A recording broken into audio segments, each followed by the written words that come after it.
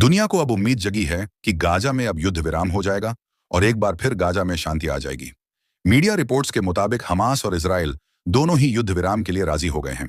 Gaza में चल रहे संघर्ष के बीच अमेरिकी राष्ट्रपति डोनाल्ड ट्रंप युद्ध विराम की कोशिश कर रहे हैं। इसी बीच इजराइल ने गाजा पर फिर से हवाई हमला कर दिया है।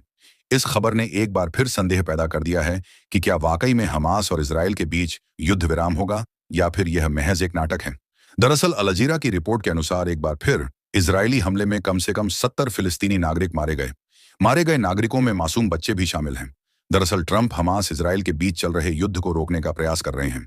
हमास द्वारा सहमति जताए जाने के बाद अमेरिकी राष्ट्रपति डोनाल्ड ट्रंप ने इजराइल से गाजा पर तुरंत बमबारी रोकने का आदेश दिया था। इसके बाद भी इजराइल द्वारा गाजा पर हमला किया गया। इस हमले में गाजा शहर के लोग सबसे अधिक हताहत हुए हैं।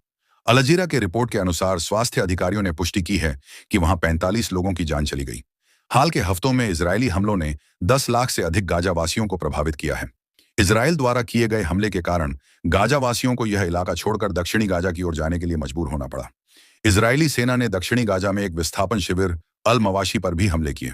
इससे पहले ही इजरायली सैनिकों ने फिलिस्तीनियों को खाली करने के लिए कहा था। इस हमले में 2 बच्चों की मौत हो गई, जबकि कम से कम 8 अन्य लोग घायल हो गए। इसके अलावा तफाह इलाके में एक रिहायशी घर पर भी हमला हुआ। इसमें 18 लोगों की जान चली गई। गौरतलब है कि डोनाल्ड ट्रंप ने इस बात की सराहना की कि इजराइल ने बंधकों की रिहाई के लिए बमबारी स्थायी रूप से रोक दी है, लेकिन हमास को चेतावनी दी कि वह देरी ना करें वरना शब्द दांव पर लग जाएगा। डोनाल्ड ट्रंप ने कहा कि मैं देरी बर्दाश्त नहीं करूंगा, जैसा कि कई लोग सोचते हैं। डोनाल्ड ट्रंप ने लिखा कि जब हमास पुष्टि करेगा तो युद्ध विराम तुरंत प्रभावी हो जाएगा। बंधकों और कैदियों की अदला बदली शुरू हो जाएगी और हम वापसी के अगले चरण के लिए परिस्थितियां तैयार करेंगे। मिस्र के विदेश मंत्रालय के अनुसार हमास और इजराइल के प्रतिनिधि मंडल भी सोमवार को वार्ता में शामिल होंगे। बता दें कि मिडिल ईस्ट में कई जानकारों की तरफ से कहा जा रहा है कि जैसे ही हमास इजराइल के बंधुकों को छोड़ेगा, ठीक वैसे ही इजराइल एक बार फिर हमास पर टूट पड़ेगा, क्योंकि इजराइल हमास का अस्तित्व खत्म करने के लिए जंग कर रहा था। लेकिन अभी तक हमास का खात्मा नहीं हुआ है। इजराइल ने लगभग पूरे गाजा पर कब्जा कर रखा है। बस थोड़ा सा ही इलाका उसके कब्जे में नहीं है, जहां हमास के आतंकी मौजूद हैं। ऐसे में इजराइल फिर से हमास को छोड़कर खतरा मोल नहीं लेगा, ऐसा कई जानकारों का मानना है।